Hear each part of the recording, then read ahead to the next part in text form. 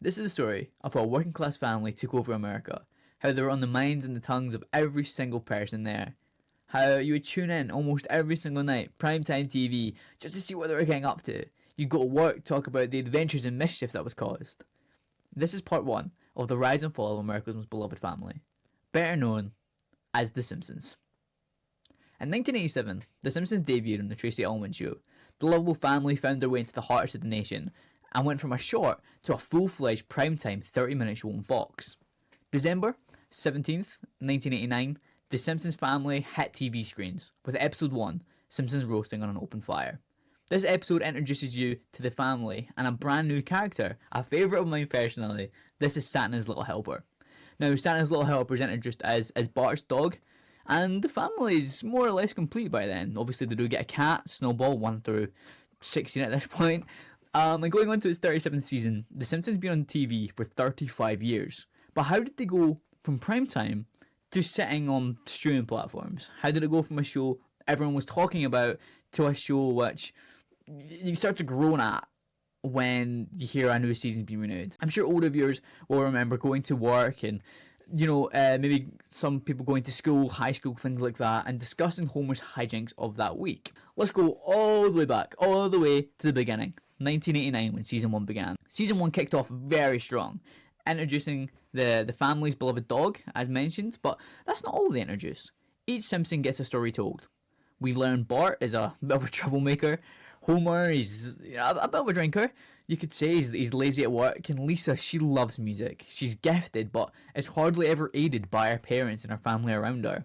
Marge, she loves Homer. A lot of her character is that sort of genuine stay-at-home wife kind of character that the 80s and 90s were obsessed with. Obviously, a lot has changed since then, and we do see that develop as the show goes on. Even in very early seasons, we will talk about it. We see working women, which is always absolutely fantastic. So Marge loves Homer, and even when he makes a mistake, she can see he truly loves her too. And Maggie is a baby. That's a lot of her character. We do find out more about her later, and in the most famous episode of The Simpsons, she is the main character. All the characteristics of The Simpsons we can see in ourselves and the people around us. There will always be a story told in The Simpsons that we can relate to. Take Lisa, for example. I'm sure there are so many kids around the world who understand not being understood. She's so different to the rest of the family. She comes out as a vegan. She is a Buddhist, whereas the family love meat. They love eating meat. Pork chops is Homer's favourite meal. And they're all Christian. It's a very Christian show. So season 1, episode 12, introduces us to Sideshow Bob, a personal favourite reoccurring character. And that's when we see the side characters begin to get fleshed out, which The Simpsons, for a good little while, was amazing at, was feeling the world was truly lived in, which, again, we will speak about further, so stay tuned for all of that, because we have some fantastic stuff coming up, which I'm sure you will enjoy. Bob is foiled in his plans to frame Krusty the Clown, who is Bart's favourite clown. He watches his TV show every single day, and Sideshow Bob is the sideshow to the whole thing of Krusty the Clown, how he's making all these silly jokes, but Bob is always the one they're being landed on, where he's getting a pie thrown at him, or he's getting thrown into a big pool. There's always something bad happening to Bob, and this begins to annoy him. He attempts to frame Krusty for a crime, but a hero, 10-year-old boy Bart Simpson, saves the day. This is the highest rated of season 1, and only one of the 4 episodes really stay in canon. Simpsons canon is very questionable, and there's some things that stay, like Bob, and this whole story really stays, and there's a lot of other things that are kind of just forgotten about. In episode 1 of this 3-part series, we'll be discussing seasons 1 through 12, or as I like to call them, the golden years. These episodes all stay very consistent at 7.5s. Now, typically, when a show goes 12 seasons, there's a very obvious drop-off. It's clear when you take shows like The Office, for example, when they hit season 6, they're slowly running out of ideas, and then there's big cast changes, which really affects them too. Luckily for animation, cast changes isn't the biggest thing. Obviously, one of the bigger ones recently, you can look at Rick and Morty, where the main voice actor was replaced, and for good reason, and it's not affected the show too much. Whereas, real life, when we take The Office again as the example, so spoiler for The Office if you've never seen it, what are you doing? But Michael Scott, Steve Carell's character, he leaves at one point, and the whole dynamic of the show actually changes, and it's really weird. But The Simpsons never really has that issue, nor does animation really as a whole. So The Simpsons continue to put on good television after 12 seasons, and it's very rare a sitcom can go as long as that and still put out an entertaining product. Season 12, there's a definite change in consistency. So it does reach that point, and we will talk about seasons 13 to 25 in episode 2. Bye Bye Nerdy is the lowest rated episode of the season, and the lowest rated episode of all of the first 12. And it's an episode that really has potential, and it starts off fantastically. The episode follows Lisa, who finds a new girl at school, and she's a bully, and she tries to fix her, really, and instead they kind of give it up. We learn that she only bullies people because they smell. It's a bad punchline, which is not really thought. So all her bullying was just to get some attention. No, Dad. Didn't you listen to anything I said? Just to get some attention. Lisa, help! Whereas a lot of the other Simpsons, it's this wholehearted, you get along with the characters, you want to see them achieve something. And you don't want to see someone being bullied unless you're mental. It is strange that that's where they go with this. It's a lazy story without a resolution that makes you think. And The Simpsons have so many moments that really do make you think, and so many that make me cry, which is so special about the show. And again, not something we really see in later episodes. But super early, season 6, episode 13 is my personal favourite episode because it just means so much to me. It's an episode, it's all about Homer, really, and why he goes to work every day. The family sit down and they wonder why there's no photos of Maggie in the photo book, and they tell a story, and the Sims they go back in time, really, and they tell you the story of them growing up, and it's beautiful. So really lovely story. It's a fantastic sort of way to tell things that the Simpsons do, where they go in the future, they go in the past. It's beautiful, and you get to love the characters. So we go to the past where Lisa and Bart are children. They're financially stable. Marge and Homer. But the kids want to know about Maggie so much, but they just keep talking about themselves and that story there.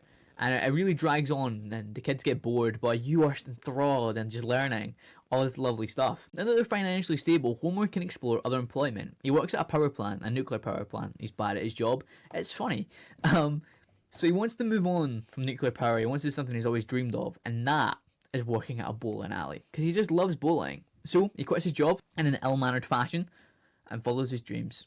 Homer gets that job at the bowling alley, only to find out Marge is once again pregnant, but this time with a third child. So it's not financially viable anymore. Homer had decided he wanted to do something, but can no longer do it because now Maggie's here, and sure, he was content, but he has bigger things to worry about. He now has to be there for someone, and it's, in my own way, a story I can relate to, and I'm sure some people can relate to that as well.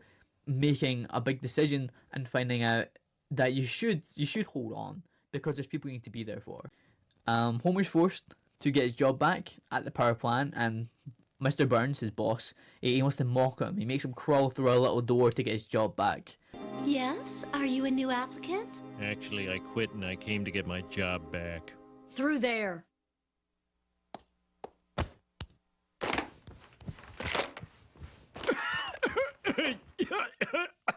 So, come crawling back, eh? Seems like the classy thing to do would be not to call attention to it.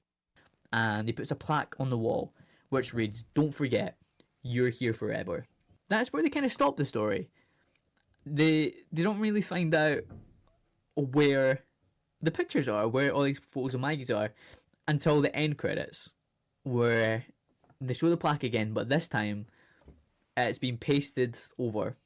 He's pasted photos over the sign, so it reads, "Do it for her." And it's a quote that lives for me forever. I've got it tattooed on me. It really does mean a lot. So within the context of the show, Homer doesn't want to be there. He's forced to do something he doesn't want to do, but there's someone back home that needs him. And his encouragement, his reason to go on, is Maggie. I really meant it when I said earlier that there is characteristics we can see in ourselves and people around us. There will always be a story told in The Simpsons that we can relate to. I'm sure you watching do something not for yourself, but for someone else around you. Quit running, son. I just want to give you a big hug. It's gotta be a trick. Run like the wind. I believe in you! Hug me! Going back to the show's beginnings, let's look at Season 2, Episode 1, Bart Gets an F. This episode carries on the story of Bart being a delinquent, he's not very good at school, he doesn't study very well. And in this episode, if Bart doesn't pass his test, he'll be forced to reset the 4th grade. And he's unable to study, things keep coming up, and it's not always his fault, which we see, which again, people will relate to. I know myself was something that it hits me quite hard this episode. So he goes to study, and then Homer, his father, shouts him down. He says, let's watch a movie. So he sticks, watches the movie. I'll do it after. But because he waited so long, he's tired and he needs to sleep. He prays. And he prays for one more day he gets to study. And he gets just that. Bart's been given an extra day to study. And he does genuinely get some stuff done, as Claire really tries. He gets to school the next day and unfortunately fails the test. Well, Bart, it's a 59. That's another F. Oh, no. I can't believe it. I know. Another year together. Oh, it's gonna be hell. What's the matter? Well, I would think you'd be used to failing by now. No, you don't understand. I really tried this time. I really tried. There. He follows it up with a failure, and he takes responsibility, and he starts to break down, and he starts listing off facts. He feels like this person at this point, and Miss Krabappel, the teacher, she's going, oh, he does know what he's talking about, and starts marking him up grades, and he gets enough to pass, which is a great joy to him. So it's an interesting episode because Bart does learn, and he does feel good, and he does get upset when he fails, but then they forget. In later seasons, it's like this never happened, and he does continue failing, and he doesn't want to learn anymore, doesn't really care. It's never mentioned, really. So when I mentioned canon, and earlier I mentioned Sideshow Bob and how things don't carry on, that is definitely one of them. So I, and many others, classify 1 through 12 as the golden years, but why is that? Ken Tucker of Entertainment Weekly said in response to a Fox Press release saying the show represent the family at its wildest, as in the American family. It represents the American family at its wildest, rather than just normal people. He responded to this by saying The Simpsons are America's family at its most complicated. Drawn as simple as cartoons, it's a neat paradox that makes millions of people turn away from the big three networks on Sunday to concentrate on The Simpsons. During the show's 4th season, he said it's in constant acknowledgement of history, current events, and forms of art and entertainment other than television. The Simpsons is probably the most realistically surreal cartoon series ever. The show is always striving not only to be funnier, but also tighter, more precise in its sarcasm, and in its own, I'm going to struggle with this word, I'm so sorry, obscurely unsentimental way, more moving. During the show's 8th season, he said there's a constant sense of surprise, a wily exuberance about the show that still hasn't abated after 8 seasons. This is one of the sharpest, most purely pleasurable television series ever. What began as filler sketches has become one of animation's most dependable entertainments. A cartoon that transcended cartoonishness a long time ago. In the world of The Simpsons, everyone has a purpose. Everything exists to make a point.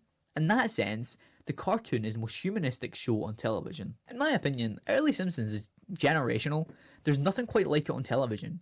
Friends, Seinfeld were the only sitcoms that were really in direct competition, and The Simpsons outlasted both of them. The shows, and not just time, but also they gained more overall popularity. They single-handedly showed America that cartoons did appeal to mainstream audience, and more adult cartoons were more popular and did have a place there. Since then, we've seen so many other shows that have tried to copy the formula. Seth MacFarlane really owes a lot of his success to the show. He said, and again, we're reading the script here, so apologies. He said, I was doing stand-up at the time The Simpsons started to take off, and that altered my trajectory. Because I loved doing stand-up, but obviously it wasn't the kind of comedy I'd be doing if I was working for Disney. I started to rethink things, and go, they've really rewritten the rulebook. Suddenly I'm watching a cartoon that's making me laugh, and me, an adult. The stuff that I was doing in my stand-up routines could meld with animation. Your favourite sitcom is influenced by The Simpsons. Woohoo! It wasn't all sunshine and rainbows for the Yellow family. On the 11th of October 1990, The Simpsons came back for season 2. From here on out, it was on everyone's tongues. All people wanted to talk about was the shenanigans Bart was up to that week, or how did Homer melt down the PowerPoint. Kids all over the world want to wear a Bart t-shirt, Teens all over the world were saying, "Eat my shorts" or "Cowabunga." All this began creating controversy. Kids and teens began replicating the arts of Bart Simpson. The Springfield's resident bad boy started influencing young boys to start misbehaving. This caused parents and teachers to try and get the show cancelled. In 1992, former President George W. Bush made a speech during his re-election campaign. He said, "We're going to keep on trying to strengthen the American family, to make American families a lot more like the Waltons and a lot less like the Simpsons." Simpsons merchandise in schools were banned. Co-creator James L. Brooks said, "We're mindful of it. I do think it's important that Bart does do badly in school. There are students like that. Besides, I'm very wary of television where everybody's supposed to be a role model. You don't run across many role models in real life. Why should television be full of them?" And this is something that they really have stuck to, in my opinion, is keeping things relatively surface level. There's a few episodes in newer seasons, which of course we will get to, which I think are a bit over the top, and they're doing far, far too much, to the point where it's no longer relatable, and you can't hang on to what's happening. Why should I be attached to this character if there's nothing for me to be attached to? It's something that the show has really lacked, but of course episode 3, when we talk about those final seasons, or current seasons even, we will delve a lot more into that. Season 11, episode 1, is titled Beyond the Blunderdome. The description is as follows. Homer becomes a powerful Hollywood consultant and gives Mel Gibson advice on his forthcoming historical drama. In earlier episodes, we've seen celebrity cameos and outer world things happening, and that was on the rare occasion.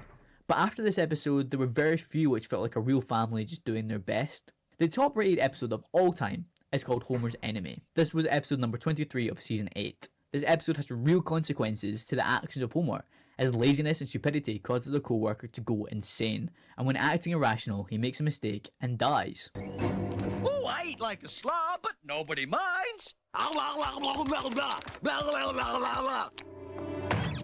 peeing on the seat. Give me a raise. Now I'm returning to work without washing my hands. But it doesn't matter because I'm Homer Simpson. What's this? Extremely high voltage. Well, I don't need safety gloves because I'm Homer Simpson. Homer is directly responsible for the death of a co-worker, and there are repercussions. In later episodes, he begins taking his job a little more seriously, and then, once again, it's suddenly forgotten. A matter of fact, his job is just forgotten. He just stops going to work at a point, and he starts getting silly little jobs. I think they give up to try to tell the story of Homer at the power plant. They just have him trying to get better at his job to let go of. There's an episode in which Lisa comes to work with Homer. It's fantastic. It's a fantastic episode. And he works with her, and they have fun together. Houston, we have a problem. Homer 13 is spinning out of control. I'm going after him. Boy, this is a lot more fun with a second person. They're once again relying on dumb jokes to get a cheap laugh. From well-written jokes and character development to cheap laughs and clip shows. These seasons really speak to the development of the show. In my opinion, it is some of the best and most influential bits of television ever made. Their takeover of television is best shown when the season 6 finale aired. Who Shot Mr. Burns? It took over the nation. Everybody in America was talking, who shot Mr. Burns? Matter of fact, everybody here in Britain was asking, who shot Mr. Burns? Season 7, episode 1 was the reveal.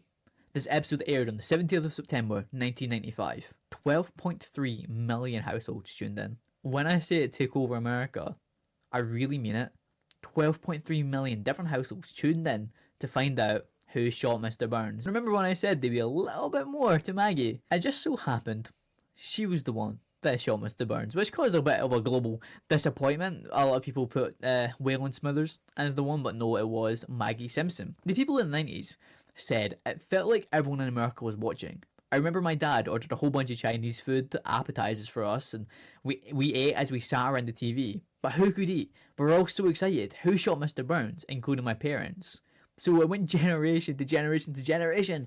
Everybody was a big fan of The Simpsons. Ask your parents. Your parents love The Simpsons. Or if you're of that older generation watching this, you love The Simpsons and your kids will love The Simpsons. what happened? Why do people not sit like this to watch The Simpsons anymore? We're going to dive into that in the next episode. In the next episode, we'll dive into seasons 13 to 25. Where does it go wrong and what actually happens? Not just that, but we're going to be looking at the merchandise, the money that they have made, which is outrageous. The games that were made. I can talk to whales like Aquaman? Or do whatever Hawkman does? No, Mom. You have the power to convince crowds to do whatever you want. Just like Oprah. But that is all for the glory years of The Simpsons. Taking over America, and once again, 12.3 million households. And we're going to talk about how much money they really grossed from all of that in episode 2. So if you want to find out the numbers, stay tuned for that. But that's all for me. I hope you did enjoy. Please hit a like, hit the subscribe if you're ready for episode 2, and check it out. Okay, bye. Shh.